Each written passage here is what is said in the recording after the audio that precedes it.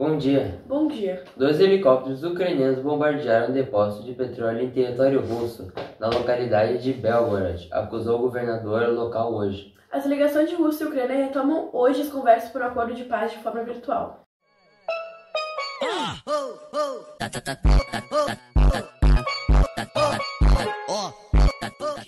Começamos essa edição com a notícia de um ataque aos depósitos de petróleo do território russo na região de Belgorod, acusou o governador hoje. O governador afirmou que os bombeiros trabalhavam para apagar o incêndio e que 2 funcionários do depósito ficaram feridos. O Ministério Russo de Situações de Emergência informou que 170 funcionários seguiram para o local. O suposto ataque da Ucrânia com um helicóptero aconteceu 2 dias depois que a região também viu explosões. Mesmo assim, a Ucrânia não assumiu nenhuma responsabilidade pelas explosões.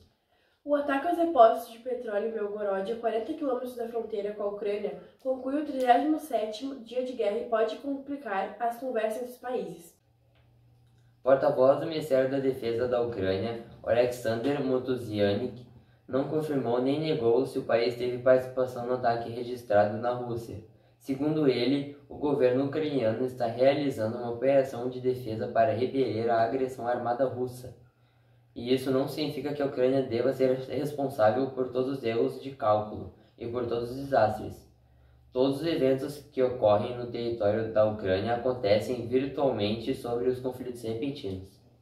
Porta-voz do governo russo, Dmitry Peskov, disse hoje que o incêndio de depósitos de petróleo em Belgorod não cria condições confortáveis para a continuação das negociações entre a Rússia e a Ucrânia.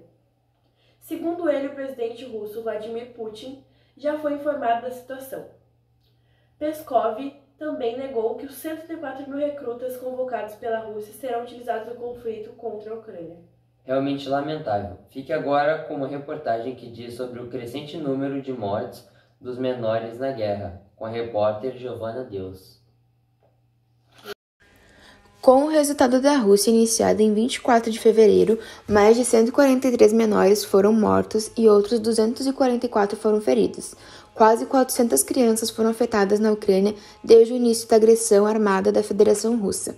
Destas, 143 foram mortas e mais de 245 ficaram feridas, informou a Procuradoria-Geral da Ucrânia em sua conta no Telegram nesta sexta-feira, segundo a agência de notícias ucraniana Ukrinform. Grande parte dos afetados foram na região de Kiev, capital da Ucrânia, autoproclamada República Independente próxima à fronteira com a Rússia. Também tem feridos na região norte de Chernigov e na cidade de Kharkiv. Essas regiões foram fortemente bombardeadas pelos russos. A Procuradoria informa que ainda está tentando recolher dados sobre o número de crianças mortas e feridas na cidade de Mariupol, cidade em que fica situada no sul do país, mais de 2/3 da sua população. De acordo com o gabinete do Procurador-Geral, todos os ataques russos contabilizaram a danificação de mais de 859 centros de ensino na Ucrânia. Esta instituição publica periodicamente o número de menores de idade que foram afetados pela guerra em um contexto complicado, pois, como explica, é muito difícil acessar áreas controladas por tropas russas. Essa foi a entrevista com a professora da Universidade da URGS. Agora iremos entender sobre a Rússia e a Ucrânia, que retomam a negociação de paz. Putin convoca ministros.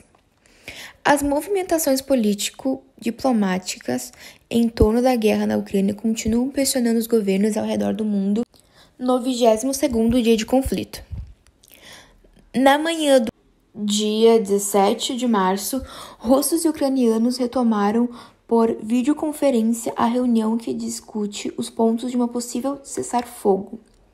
Agora, os negociadores que representam os presidentes Vladimir Putin, da Rússia, e Volodymyr Zelensky, da Ucrânia, tentarão entrar em consenso com 3 pontos: militares, políticos e humanitários.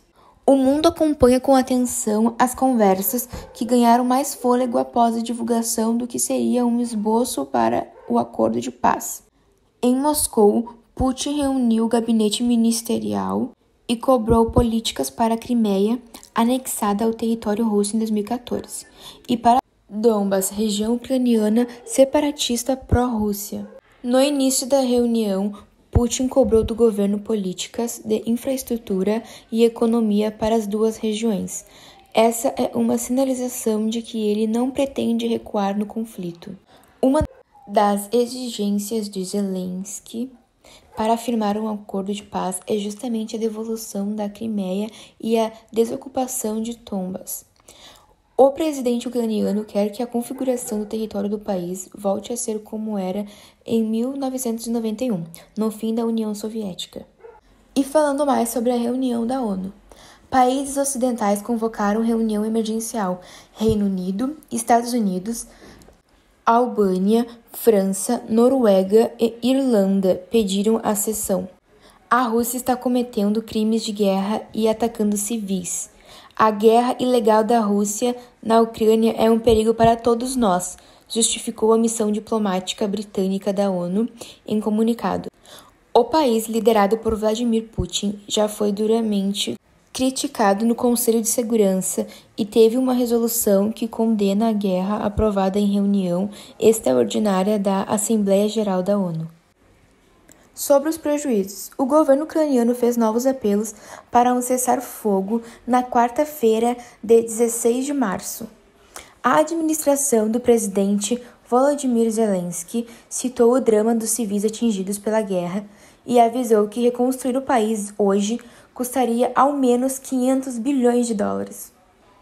Em pronunciamento gravado, Zelensky afirmou que é preciso garantias de segurança nacional, soberania, restauração da integridade territorial, garantias de proteção reais para o país. O presidente ucraniano ressaltou que suas exigências são absolutamente claras, assinalou a gravação. Sobretudo, os ataques entre russos e ucranianos não se entendem. Os bombardeios continuam.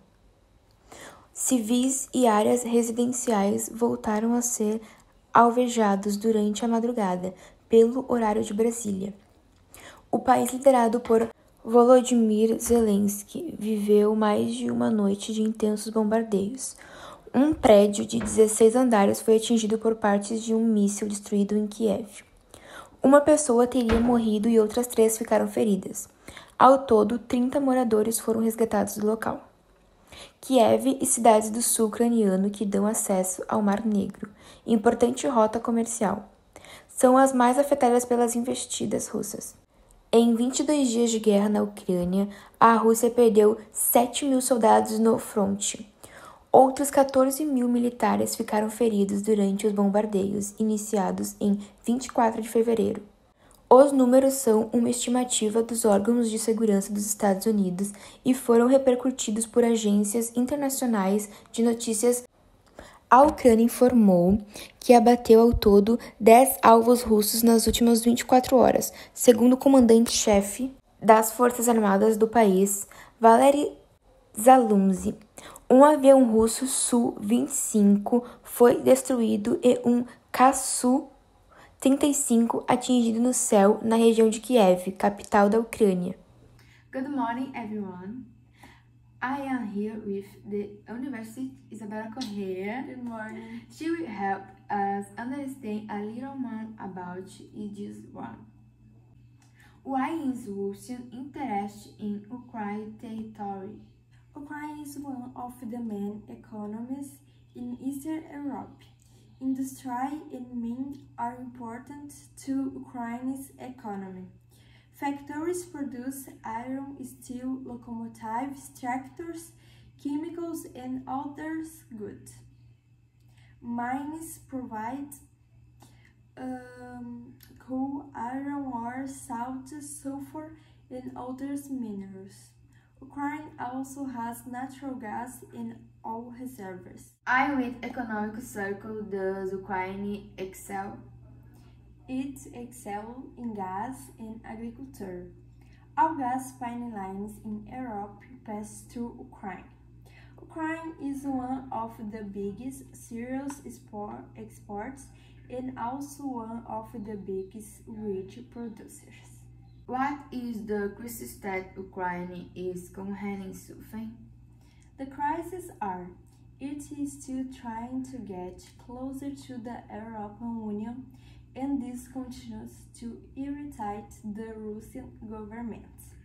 Recently, Russian President Vladimir Putin trying to negotiate with NATO, demanding that Ukraine be barred from participating in NATO and that the country be a neutral state.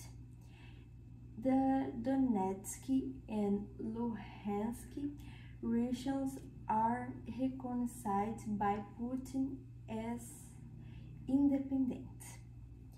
As in Crimea, the majority of the population in these regions are of Russian origin.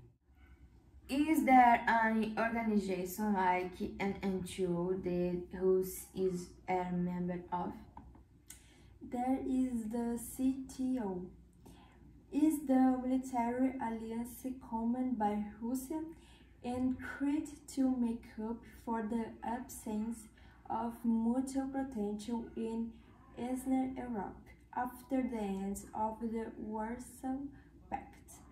5 times smaller than NATO in number of member